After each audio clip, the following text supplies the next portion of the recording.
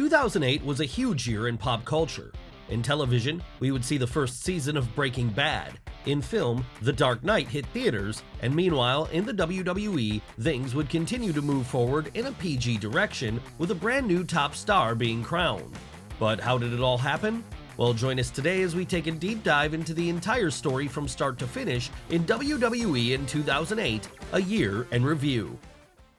When we last left off, Randy Orton had become the WWE Champion after John Cena fell to injury over on Raw. Edge had just regained the World Heavyweight title on SmackDown, and ECW was on its dying embers.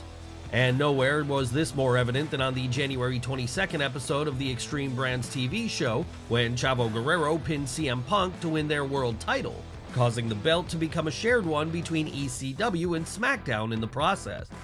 Of course, that would all lead us into the first big pay-per-view of the year, the Royal Rumble, just 5 days later, as there, both Guerrero and Punk would enter the titular bout itself. Not that either of them were the focus, however, and because at least early on, it would be all about the two men who had ended things the year prior. That's right, after having a mini-match to close out the Rumble in 2007, The Undertaker and Shawn Michaels entered at numbers 1 and 2 respectively, with this continuing on the tease of their eventual showdown. But that wasn't what people were talking about come the close of the match though, as despite the clear favorites to win being Triple H or Batista, everyone would be shocked when John Cena came out at number 30 to pick up the victory by last eliminating the game. And what made this even more shocking was that Big Match John wasn't scheduled to return from injury for months yet. That said, with him seemingly having the healing powers of Wolverine, he was able to speed up this schedule and hit the ring far quicker than anyone had anticipated. But there were other notable moments on this show too, with the biggest of these being Edge and Randy Orton's successful defenses of their world titles over Rey Mysterio and Jeff Hardy respectively. Of course, if the champs thought they still had a couple of months to prepare for Cena yet, they'd both be surprised when, the next night on Raw, the face of the company challenged the Viper to a match for his belt at the following month's No Way Out instead. And that wasn't the only big storyline playing out on the Red brand then, because elsewhere, Raw General Manager William Regal was pitting Ric Flair against a new challenger every week, with the stipulation to each of these bouts being that the next time he lost, he'd have to retire. Luckily for him though, he'd be able to score a pinfall over Mr. Kennedy when the time for his next pay-per-view bout came on February 17th.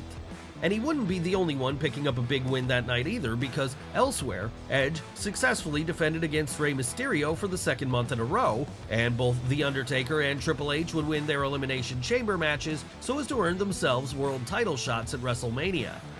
Of course, while it would be Edge that the Deadman was set to challenge at this event, the opponent for the game would still have to be decided, as Randy Orton and John Cena took to the ring later in the evening. But while the Viper ended up winning this one, the fact that he purposefully got himself disqualified meant that at the Showcase of the Immortals the following month, the whole thing would be turned into a triple threat match featuring the champ, Cena, and the Cerebral Assassin. Before we get there though, the 2008 WWE Hall of Fame took place on March 29th and saw more high-level entrants in the form of Mae Young, High Chief Peter Maivia, Soul Man Rocky Johnson, and none other than the Nature Boy himself, Ric Flair.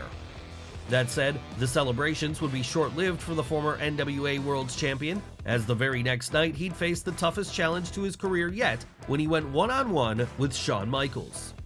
Yes, it was a meeting decades in the making as two of the greatest of all time finally got to go at it at the biggest show of the year. And over the course of this one, emotions ran high, as fans gradually realized that, now a little longer in the tooth than he had been in his prime, Slick Rick was just no match for the Heartbreak Kid anymore. So when HBK finally put him down for good with the sweet chin music after delivering a final "I'm sorry, I love you" to him, it signaled the end of Flair's in-ring career in WWE.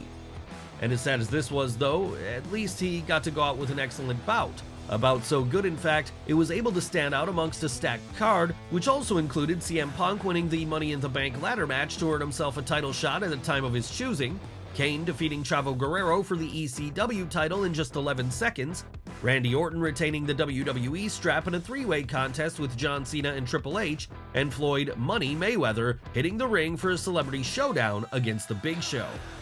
Then in the main event, The Undertaker's streak of 5-star WrestleMania classics would continue when he challenged Edge for the World Heavyweight title, with the Deadman here picking up the win and the belt after just 24 minutes to take his record to 16-0. so with at least one new champion being crowned and one major career ending that night, it felt like a new dawn for WWE, as the following evening on Raw, Ric Flair got a final send-off which ranks among the best and most emotional the wrestling industry has ever seen. One person not happy with Shawn Michaels for ending the Nature Boy's career, however, was Batista, and that was why he would challenge him to a match at the next pay-per-view of the year, April 27th's Backlash. Before we get there though, the King of the Ring would be revived on the April 18th episode of Raw, and there, after a grueling one-night tournament, William Regal ended up coming out on top, with his victory only serving to make him even more egomaniacal and power-mad in his role as general manager, as he can now add the best wrestler on the roster to his list of accolades. That said, he wouldn't bother hitting the ring for Backlash a couple of weeks later, as there, the card would be filled up with rematches from WrestleMania, which included The Undertaker once again retaining the World Heavyweight title against Edge, and Kane beating Chavo Guerrero for a second straight month. Of course, there were some changes though, because not only would Matt Hardy defeat MVP to win the United States title, but Triple H would beat Randy Orton, John Cena, and JBL in a fatal four-way match to crown himself new WWE Champion too. Even with this happening, however, the most noteworthy moment of the night would be saved for the Shawn Michaels-Batista match, as when HBK channeled his old self by faking a leg injury, then winning the match while his opponent's guard was down, special guest referee Chris Jericho took umbrage with the fact that fans continued to cheer for him despite the blatant cheating. And that would spark one of the greatest feuds WWE had seen in years, because over the weeks which followed, Y2J continually tried to get Michaels to admit wrongdoing. When he wouldn't do this though, and when fans remained on his side in the matter regardless, Jericho would begin undergoing the most justified heel turn ever as he morphed into a more cold and calculated Anton Chigurh-inspired character, one who always dressed sharply and spoke confidently, and who would challenge his rival to a match at May 18th's Judgment Day. That said, by the time this one was over and HBK was standing tall as the winner, it seemed like the hostilities between the two had been put to bed because they'd leave things there with a handshake. Elsewhere, meanwhile, things would not be so civil, because after William Regal had abused his power to stop a match between Triple H and Randy Orton on Raw, and then rebooked it inside of a steel cage at the pay-per-view, the two rivals destroyed each other, with the game ultimately coming out on top here. And he wasn't the only champion retaining his belt, as not only would The Miz and John Morrison retain the WWE Tag Team titles against CM Punk and Kane, but Mickie James would keep the women's division alive during its darkest days when she successfully defended her strap against Beth Phoenix and Melina. Then, after the World Heavyweight title had been vacated by Edge's on-screen girlfriend Vickie Guerrero on SmackDown a few weeks prior, The Undertaker would be forced to try and win it all over, something he was ultimately unable to do, as by the end of this one against the Canadian, the Blue Brand would still be without a champion. Of course, that would lead us into the next pay-per-view of the year on June 1st, One Night Stand, as there, at a show which was once supposed to be an ECW exclusive, the Dead Man lost to the Rated R Superstar in a tables, ladders, and chairs match, with this loss meaning that the heel was now the champ once more. And aside from that, Triple H would beat Randy Orton again in a last man standing bout, John Cena would get the better of JBL in a first blood contest, and Batista would finally get his win over Shawn Michaels when the two went one-on-one in a stretcher match. Following this though, everything changed, as on June 23rd and 25th, the 2008 draft took place and saw big shockers when Rey Mysterio, CM Punk, and Batista were moved to Raw, and Jeff Hardy, Mr. Kennedy, and Kane each got shifted over to SmackDown. And this also meant that as the game was still the WWE Champion, the Blue Brand would get both world titles on its roster, heading into the next big show of the year, June 29th's Night of Champions. Still, at least there, John Cena would get one last chance to take the belt back home to Raw, as his match with the champ had already been booked prior to the draft taking place. Unfortunately for him and for the Red Brand as a whole though, he would be unable to do this. And that wasn't the only failed challenge on this show, because elsewhere, Batista failed to defeat Edge for the World Heavyweight title, and Katie Lee Burchill would be unable to best Mickie James in the women's title match. Perhaps the most interesting historical moment of this whole night, however, came earlier when, after abandoning his former partner Hardcore Holly and ultimately sending him packing from the company, Cody Rhodes would take the next step on the road to stardom when he aligned himself with Ted DiBiase Jr. That said, while they were at least able to adorn Raw with some tag team gold together going forward, it still left the brand without a world champion. So perhaps realizing this, CM Punk seized the opportunity when, after Edge chose to make a guest appearance on the June 30th episode of Raw, the Second City Saint would cash in his Money in the Bank contract to take home the title for the first time in his career. And that would lead us into July 20th's The Great American Bash, as there, Punk managed to come out of his World Heavyweight title match with Batista still holding onto the belt after the whole thing ended in a double disqualification. Outside of this though, other matches on the card would have more definite endings as Triple H defeated Edge in the WWE title bout, and Chris Jericho took the fight to Shawn Michaels again when hostilities between them flared up once more. And this time, things wouldn't end in a handshake. No, Y2J would actually give him a kayfabe eye injury, which necessitated the match being called as a technical knockout for the heel. Then, in a sign of the changing times, the Divas era would begin when Michelle McCool beat Natalya to become the inaugural Divas champion. But that wasn't the only sign of the changing times, because after this show, WWE would formally move from a TV-14 product to a TV PG one, kicking off the PG era in the process. And that new era would get its first chance to shine at SummerSlam on August 17th, as there, CM Punk took center stage when he defended his World Heavyweight title against JBL. Luckily for him though, the champ would be able to overcome this challenge, as would the WWE Champion too, because immediately following this, Triple H managed to get the better of his opponent for the night, the Great Khali. Elsewhere, meanwhile, The Undertaker sent Edge to hell when he chokeslammed him through the ring during their Hell in a Cell match. Santino Marella and Beth Phoenix became Intercontinental Champion and Women's Champion respectively in the same tag team contest, and the bout 6 years in the making took place when, after being separated by brands for so long, John Cena and Batista finally clashed one-on-one. Perhaps most notably though, this night would also see the continuation of the Shawn Michaels-Chris Jericho storyline, because when HBK came out with his wife to announce that he was going to retire from the ring following an eye injury he'd picked up at the hands of his rival, Y2J interrupted the scene and successfully relit a fire under the babyface by punching Mrs. Michaels in the face. Of course, this would see the Heartbreak Kid go back on his retirement promise then, as the following month at September 7th's Unforgiven, he'd face off against Jericho in an unsanctioned match. And it's just as well that this one was unsanctioned, because it would get so bloody and brutal over the course of it that it would cause Vince McMahon to ban the use of blood on his TV going forward, with his reasoning for this being that it no longer fit the PG direction the company was moving in. Still, at least it ended with the babyface getting the win after the referee was forced to stop the bout. And it wasn't the only decisive win on this show as it happened, because elsewhere, Cody Rhodes and Ted DiBiase Jr. would defend their World Tag Team titles against Crime Time. And in the first two championship scramble matches, Mark Henry and Triple H would reign tall as the ECW and WWE champions respectively, even if the latter bout briefly saw Brian Kendrick hold the top prize. That said, for as shocking as this was, it was nothing compared to the third and final championship scramble match for the World Heavyweight title, because after CM Punk was kayfabe injured prior to the bout and forced to sit it out, Chris Jericho shocked everyone by taking his place and, despite losing earlier on in the night, finishing things out as the new top dog on Raw.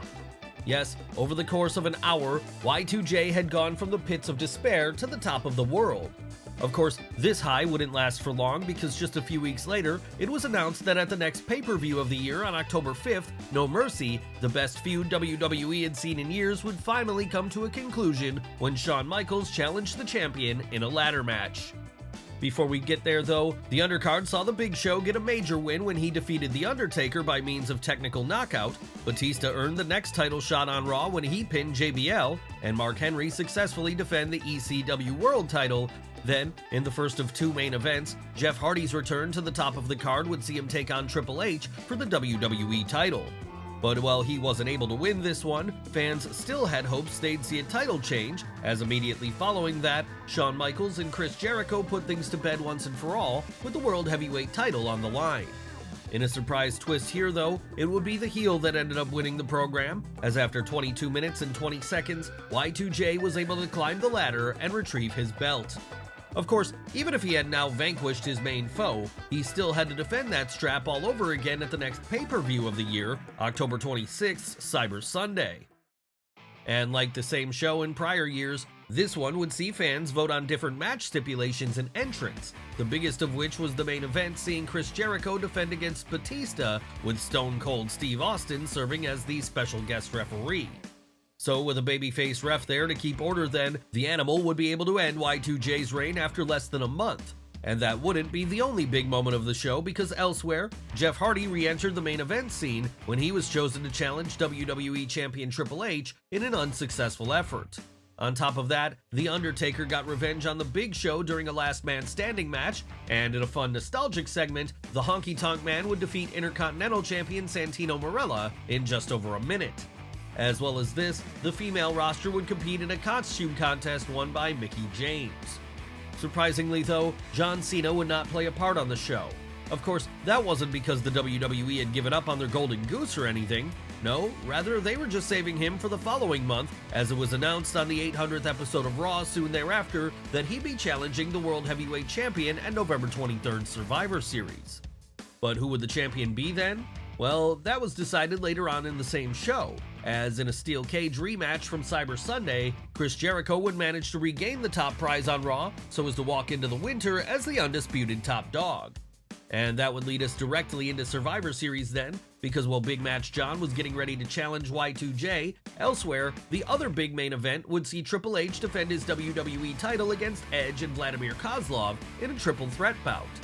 Surprisingly though, in both cases, a new champion would be crowned here, as not only would Cena win the big one for the fourth time in his career, but the Rated R superstar would start his own sixth reign on top of the mountain. Aside from that, however, the rest of the card wasn't nearly as noteworthy, as it would be filled with largely forgettable 5-on-5 elimination contests and an even worse casket match between The Undertaker and The Big Show. So it's just as well the last show of the year was much better, and the reason this one is so well remembered is because it saw a popular tag team star finally reach his full potential and rise all the way to the top of the card. Yes, despite his personal issues, by this point, Jeff Hardy was so over with fans that he was actually outselling John Cena in merchandise sales. And given how much of a backlash there still was against Big Match John from a vocal section of the fan base, it only made sense WWE would decide to pull the trigger on someone who people seemed to unanimously love then. That was why in the main event of the final pay-per-view of the year, Armageddon, it would be Hardy going up against Edge and Triple H in a three-way bout for the WWE title. And on that night, after a match which lasted just over 17 minutes, the charismatic Enigma scored the winning pinfall to become world champion for the first time in his career, with it seeming for a brief moment like he might even usurp John Cena as the face of the company. Of course, if Cena had anything to say about this, that wouldn't be the case, as earlier on in the night, he'd been able to successfully defend the World Heavyweight title against Chris Jericho. Elsewhere, meanwhile, the rebuilding of CM Punk would begin when he won a number one contendership match so as to get a future shot at Intercontinental Champion William Regal. But that wouldn't happen until the following year because, another brief stop over in Iraq for a tribute to the Troops show aside, this would mark the end of 2008. And sure, it hadn't been a perfect year. That shouldn't suggest that there wasn't good here too, because with the Shawn Michaels-Chris Jericho feud still standing as an all-time great, and both Jeff Hardy and CM Punk finally getting the pushes they deserved, there was plenty of hope on the horizon that 2009 was going to be a lot better.